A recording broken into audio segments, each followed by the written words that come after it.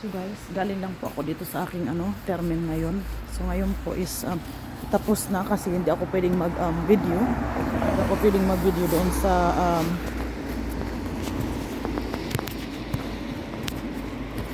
hindi ako pwedeng mag video doon sa government. So dito na ako nag-video sa labas. So gagaling ko lang ng nakikita niyo yung job center. Yan po yung pinupuntahan ng may mga trabaho ka, may mga trabaho kayo, something para ibigay yung mga papel niyo. Ganun.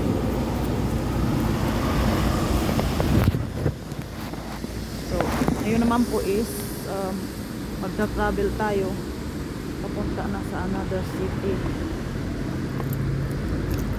Kasi nga kailangan ko ikopya ang mga kailangan kopya. Tagal ko na yung inaantay na kapunta talaga dito, maibigay ko yung yung papers work, trabaho ko para hindi ako pagalitan o something like that. So nagkataon na binigyan nila ako ng appointment.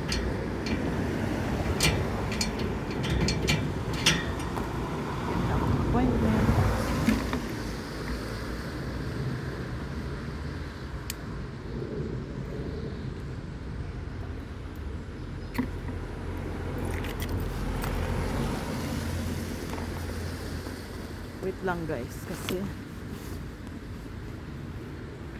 i-prepare pa ako.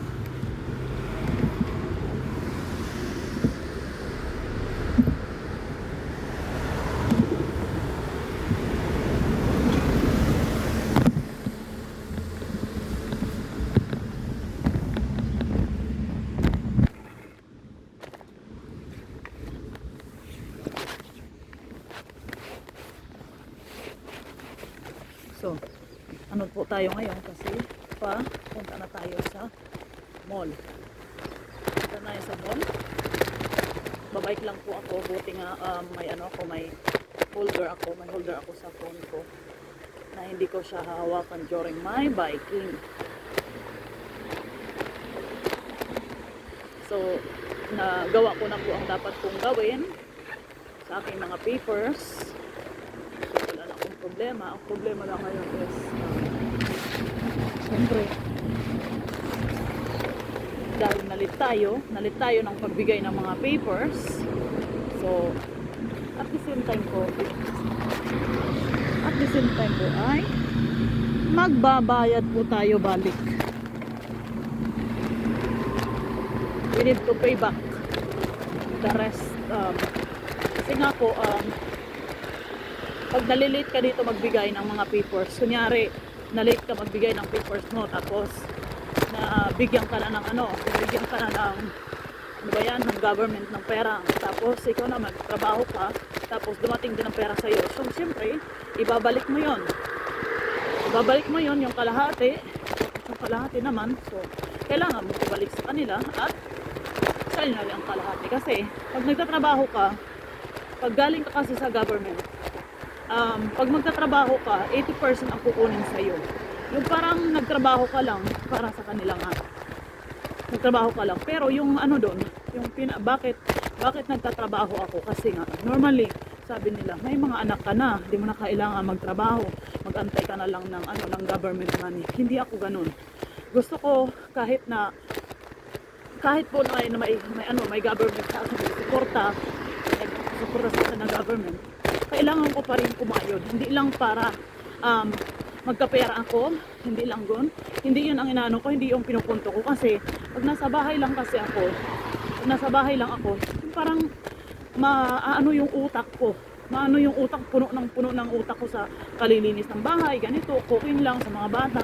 So kailangan ko naman po ma-motivate ko rin yung sarili ko na kahit nasa bahay ako, may sarili pa rin akong income sa sarili ko, kahit maliit man yan.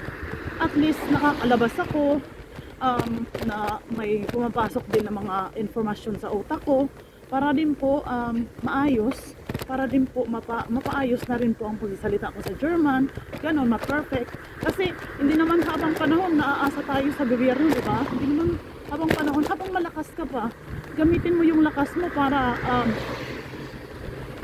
naman sa kapakanan din ng sarili mo at makikita ka rin ng mga anak mo na hindi ka lang para sa bahay. Kasi pag nakikita ng mga bata na lagi lang sumama sa bahay, yung mga bata din wala ding motivate na pumunta sa school, wala din silang motivation anong dapat nilang gawin sa nila, sa sarili nila. So ako naman na kahit marami na akong ginagawa, gawa dito, gawa doon, so iniisip ko rin magtrabaho. Kasi kahit na 2 oras lang yan sa isang araw, kahit 2 oras lang yan, at least nakakalabas po ako ng bahay at hindi lang ako na anong ginagawa ko sa bahay ng ganun. At least may napupulutan ng aral at nakakalabas po ako para po sa pansariling ko din kaalaman. Kaya yun, nagtanong nga sila sa akin kanina kung pili daw ba ako magtrabaho ng dahil sa ito, ganun, may 2 hours, ganun. Okay naman, pero sa akin kasi sinabi ko na ayokong magdami ngayon kasi pag magdami ako ng oras, syempre liliit na rin yung nila sa akin, pera, na marami akong oras, ganito, magtatrabaho ako. Ang lano ko kasi, yung mga bata, in case of emergency, magtrabaho ako ng 3 to 4 hours. Kaya ko na magtrabaho 3 to 4 hours in a day. Kaso nga lang, mas pinili ko ngayon pa na maliliit pa yung mga bata, nanginijab muna ang asikasuhin ko. Para na rin po yan sa mga anak ko. Magkaroon po ako ng oras, at saka hindi ko na rin yung sarili ko. Yung parang sa sobrang kapaguran muna, trabaho dito, ganito, ganyan. So, mas pinipili ko rin na balansehin ko yung sarili ko. Na hindi na sobrang pagod, dahil gusto magtrabaho, kasi marami na rin akong trabaho sa bahay. Marami akong trabaho. Pero yan nga ang sabi ko na hindi ko kailangan ng masyadong trabaho dahil may mga anak ako. So, in-explain ko rin po yan sa government. Ganon. Ayoko naman din pong mahirapan. Sa totoo lang, ayoko din pong mahirapan. Siyempre, kailangan din ako ng mga anak ko. Magkasakit ako sa sobrang trabaho, tapos sa bahay pa, tapos alone pa ako. So, siyempre naman, kinakailangan ko rin ng yung parang yung tulungan ko rin yung sarili ko na hindi masyadong mapagod. At least alam nyo, dito kasi sa Germany, pag alone ka, maraming mga tulong na sa iyo, lalong-lalo na pag pag mabait ka, nagsasabi ka sa kanila ng totoo, katotohanan, lahat ng ginagawa mo, sinasabi mo sa kanila. Kasi yun lang naman ang sa Germany, yun lang naman ang pinaka yun lang naman ang pinaka sa Germany kung magsasabi ka sa kanila ng totoo. Kasi kung hindi ka sa kanila magsasabi ng totoo, yung gobyerno din, yung mga tao din na sa'yo, naniniwala sa'yo, mapapagkatiwalaan ka din, di ba? Pero kung hindi ka magsasabi ng totoo, kung maglilihim ka sa kanila, hindi ka rin nila matutulungan. Kaya, whatever happen, trabaho, man yun, kailangan dito sa Germany, you are true. Kasi doon ka lang nila matutulungan sa lahat ng bagay na gusto mo. Yun. Kaya ako, alam nyo, dito sa Germany, sabi nila, ito, mga problema dito, problema doon, mga UNAM, mga DSWD. Sa totoo lang, wala pa akong problema sa kanyang ganun. Kasi, lahat po ng ginagawa ko, alam po yun ng government. Alam lahat yun, UNAM. Sa mga anak ko, alam yun ng UNAM. Mostly kasi ang mga tao dito natatakot sa mga DSWD. Baka daw kunin ng mga anak, ganito, ganyan. Sa akin po, how many years na po akong kasama ng UNAM, ng mga DSW sa akin, mostly 9 years ago, kasama ko yung UNAM. Pero alam nyo, yung UNAM po, pag napupunta yan sa bahay, parang bahay nila, ang bahay ko, kasi sabi ko sa kanila, feel at home. My home is your home. Nasabi ko sa kanila, wala akong tinatago kahit ano man yun. Sabi ko, may relasyon man ako, may mga man ako, anong problema ko dyan, alam nyo yun. ino-open ko sa kanila, sabi ko sa kanila, I am a open person, di ko kayang magtago. For what? Na magtatago ako sa kanila, for what? Kung yan naman, makakatulong naman sila sa akin, mabibigyan nila ako ng advices, di ba? So hindi ko kailangan magtago. Ano mang sekreto ko na yon. Pamilya, parang pamilya ko na rin yung mga pulis dito, yung mga UGNAM, mga doctors. Parang yun na sila yung ano ko eh, yun na sila yung circle of my life. Parang lahat na nila alam anong problema ko sa buhay, lahat na nila alam yun. Kaya sa akin, kahit ako saan magpunta, I am the open person. Hindi ko kailangan hindi ko kailangan maglihim. Kahit ano pa yun, wala.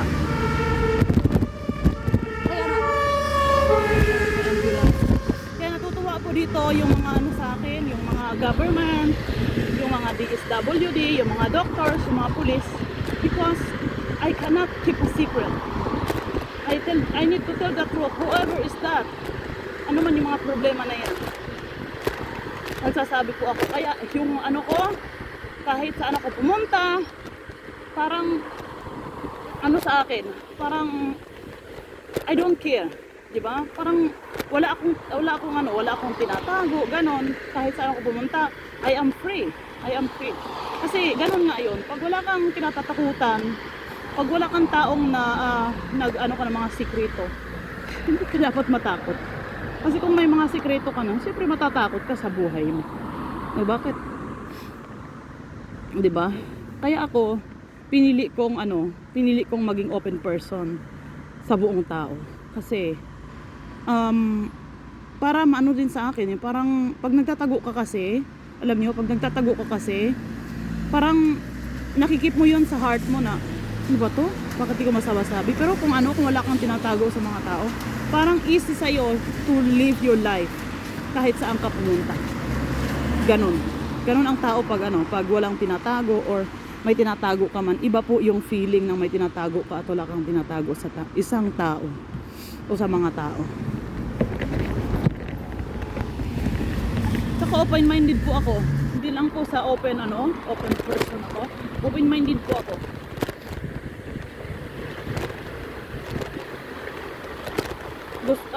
I know how to talk in every people. Kung ano ka man, kung ano man sila, kung anong pakikitungo nila sa akin, kaparehas yung pakikitungo nila sa akin, depende kung anong pakikitungo nila sa akin, depende. Kunyari, makitungo sila sa akin ng maayos, ganun din ako. Kung katarantaduhan yung pinakikitungo nila sa akin, I am also the same. Pare-parehas. Ganun din po ako. Hindi ako natatakot. Kahit sino man yang mga tao sa sa buhay ko, hindi po ako natatakot kasi isa lang po ang pinupuntarya ko sa buhay. Bakit ako matatakot kung wala naman akong ginagawa? Diba?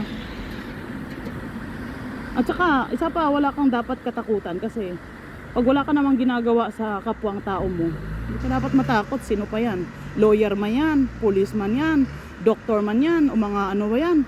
Mga hukom ba yan? Pag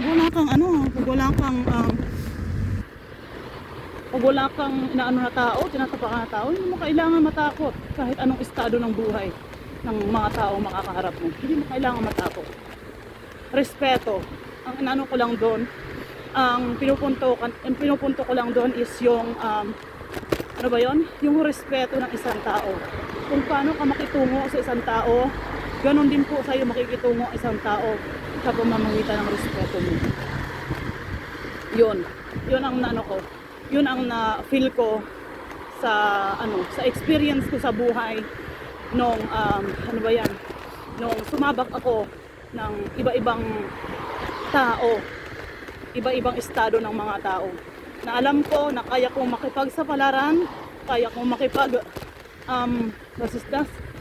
kaya kong makipagsapalaran, kaya kong makipag-anuhan sa mga tao, mahirap o mayaman. Kaya ko pong makipag-anuhan sa kanila, makipagsabayan. Hindi po dahil na mayaman ka, mahirap ako, ganon, na mag-iiba yung ko sa'yo. Hindi po. Kung ka, ganon din po ako. Kung anong papakita mo sa akin, kung mayaman ang tingin mo sa sarili mo, mayaman din ang tingin ko sa sarili ko. Mahirap ka, ganon din ako. So wala pong sinasabi sa akin na yan ang estado mo, na anuhan ka, na hindi mo ako i-respeto dahil ganyan ka, mas nakakalamang ka sa akin. No. Wala po sa akin yung ganun. Kung anong nakikita ko sa isang tao, pantay po kami. Mataas ka man, mababa ako. O ganun ako sa pagkatao. Respeto mo ako, i-respeto kita. Kung di mo ako respeto, depende na yan sa'yo. Ganun ang ugali ko. Nakadepende. Ang ugali ko nakadepende sa magiging sa magiging resulta ng pakikitungo sa akin. Yan lang ang sinasabi ko kahit saan ako pumunta.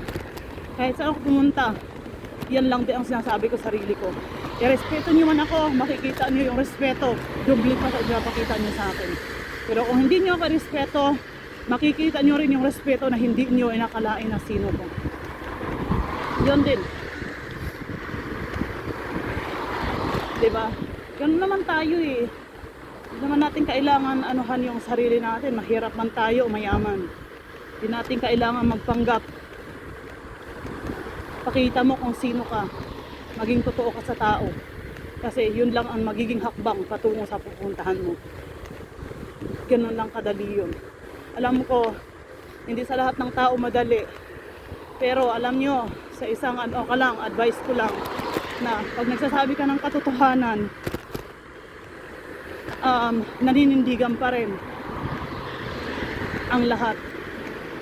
Pero kung magsabi ka ng kasinungalingan, makikita mo rin ang kasinungalingan bandang huli.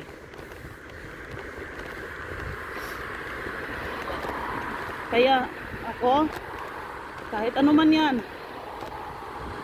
tell the truth. Minsan, pag nagsasabi ka kasi ng katotohanan sa mga tao, ginagamit kasi nila yun eh. Ginagamit nila kasi yun para para i-down ka, down sarili mo. Pero ako po, kahit sabihin ko po yun sa isang tao, yung buong buhay ko, tapos gamitin nila laban sa akin, wala akong pakalam. Alam nyo po bakit? Kasi naniniwala ako na ang Panginoon nakikita kung anong totoo kong pagkatao. Siraan mo ako ng ibang tao, sa kanila na po yun. Hindi naman po sila yayaman. Hindi naman po sila yayaman kung iinggit ako. Inainggitan nila ako, mga ganon, mga bagay na ganon, or yung sinabi ko sa kanila na personal ko na bagay, na sila yung pinag-anuhan ko, pinagkatiwalaan ko, sasabihin nila sa ibang tao, laban sa akin. Problema nila po yun, hindi na po problema ko. Diba? Alam ko, most sa mga tao ngayon, most sa mga tao na, kung may problema ka man sa personal mo na buhay, sasabihin nila sa mga tao, may kwento lang. Pero yun lang sinasabi ko, ikwento man nila ang buong pagkatao ko, laban sa akin, wala akong pake. Pero pag maging pag maging pala kaibigan, or maging ka sa buhay, kung parang mapagkumbaba ka, pagpapala ka rin ng may kapal. Kaya happy po ako sa buhay ko ngayon dahil it's everything at the moment. For me, it's everything easy, na alam ko na tama ang ginagawa ko. So guys, andito lang po ako sa mall. May trabaho po ako, is 12 o'clock ang trabaho ko, pero dahil sa kailangan ko pang ng mga papers, kailangan ko pang ayusin yung mga papers ko. Mag-aantay ako dito kasi wala akong data ngayon. Wala akong data, ubos na po yung data ko kasi mag-end of the month na. Pag mag-end of the month, yung data ko is less. Minsan hindi ko ma-open yung mga messages ko. Kaya kailangan ko dito mag-stay. Until 12 o'clock. Ganun.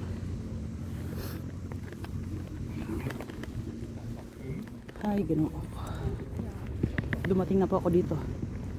Alam nyo pag pag nagsasalita ako during biking, hindi ko alam na nandun na pala ako sa aking paruroonan. Nabibisi ang nabibisi yung Nabibisi yung pagdadrive ko saka dadaldal. Hindi ko alam, nandun na pala ako sa pagparuunan ko.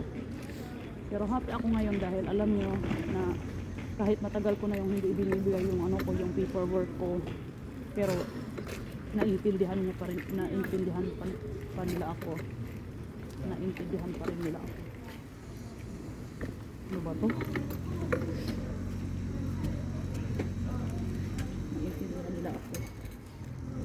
Minsan lang ang mga tao makakaintindi sa'yo ng ganun. Hindi lahat ng tao maiintindihan ka. Minsan nga, pag may mga ganung bagay, hindi ka nila maiintindihan. Sasabihin kayo, oh, problema mo na yun.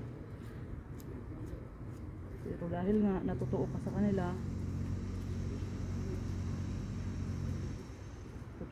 totoo ka naman sa kanila, kaya maiintindihan ka nila.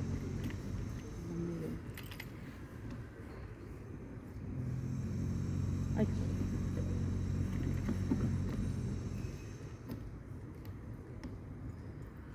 ano ba itong ano ko? Susi ko? Hindi naman ito masusian ng maayos. Uy,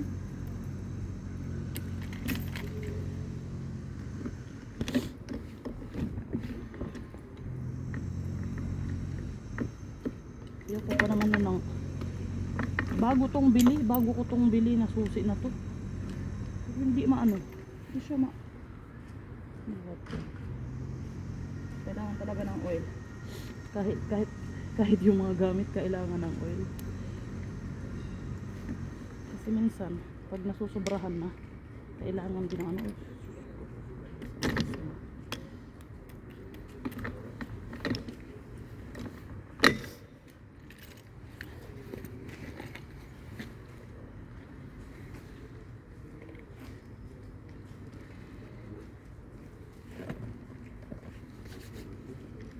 Ito naman.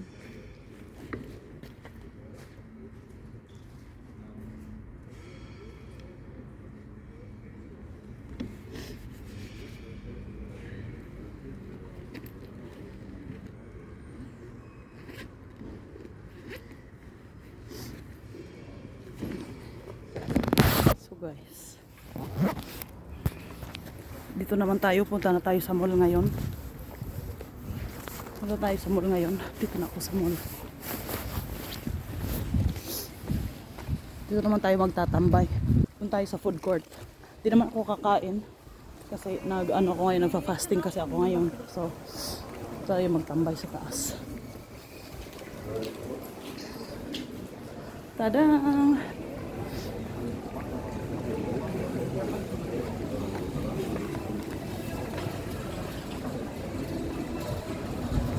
Diyan ako bumili ng mga sapatos ng mga anak ko, ganyan. Kung may mga gusto akong bilhin, diyan ako namimili sa JD.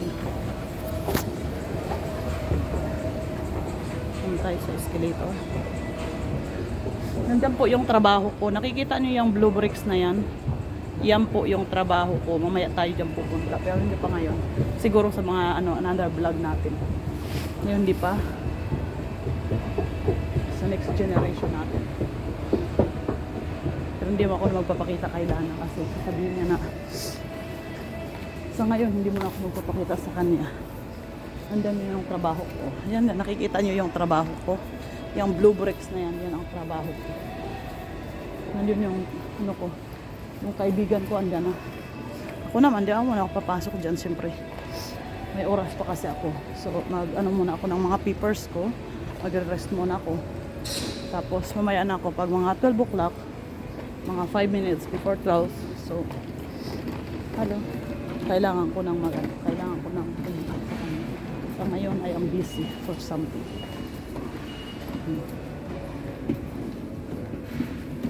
Dito muna ako. So habang busy ako, mag-stay muna tayo dito. Tsaka may wifi kasi ako dito. May wifi. Para maka-unload ako ng papers. So, guys, thank you so much sa inyong panonood at see you next time again. Magbabalik.